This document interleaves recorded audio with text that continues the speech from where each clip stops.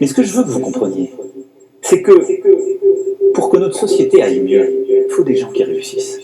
Et il ne faut pas être jaloux d'eux. Il faut dire c'est formidable. Je crois à l'accorder.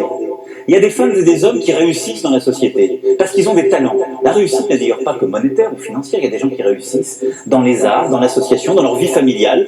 Et je veux qu'on célèbre toutes ces réussites, chacune et chacun. Il y en a d'autres pour qui la vie est plus dure. Je veux les aider par leur travail à réussir. Et d'autres qui sont fragiles, nous les protégerons. Mais si on commence à jeter des cailloux sur les premiers de cordée, c'est toute la cordée qui dégringole. Donc, dans l'économie, ce qu'il faut comprendre, c'est que nous ne sommes pas une économie fermée. Mais je veux qu'il y ait des femmes et des hommes qui réussissent pour tirer les autres. Par contre, ce que je leur demande, c'est d'être des premiers de cordée.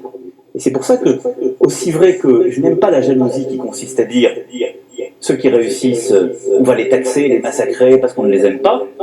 Je n'aime pas le cynisme de parfois celles et ceux qui réussissent et qui se replient dans un égoïsme où le seul but de la vie serait d'accumuler de l'argent.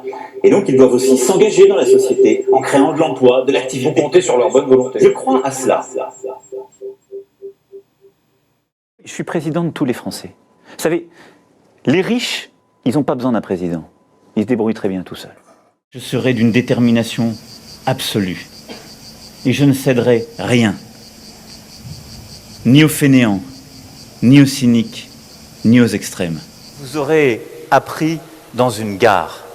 Et une gare, c'est un lieu où on croise les gens qui réussissent et les gens qui ne sont rien.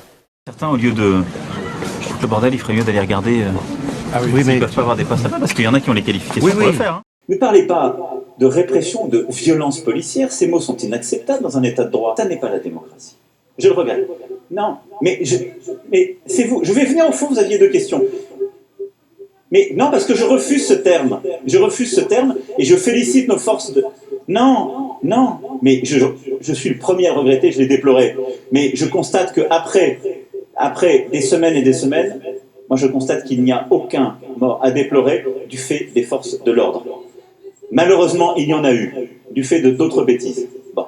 Mais non, madame, vous n'avez pas l'air d'être quelqu'un qui fasse de la violence urbaine. Mais si on se met à tout confondre, si on se met à dire manifester pour ses idées, exprimer ses idées librement dans la rue, c'est la même chose qu'être violent et commettre le pire, à ce moment-là, je vous le dis très simplement, il n'y a plus de cadre démocratique viable.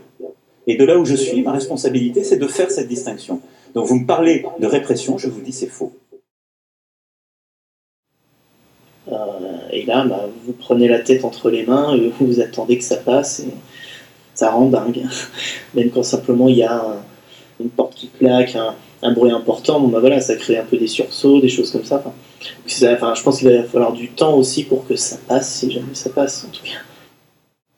Parce qu'en plus, c'est pas visible, donc c'est quelque chose qui est aussi dur à expliquer et dur à comprendre pour les autres personnes, parce que c'est toujours difficile à exprimer comme ressenti.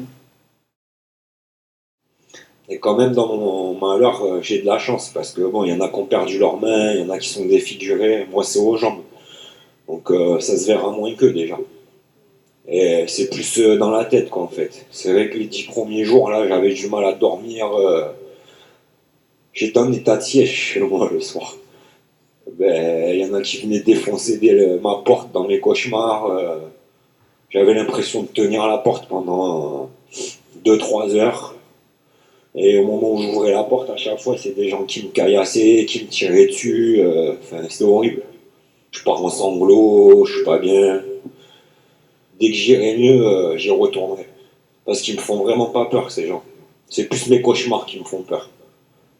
Mais je m'en fous d'avoir des cauchemars, en fait. J'ai envie de changer le monde.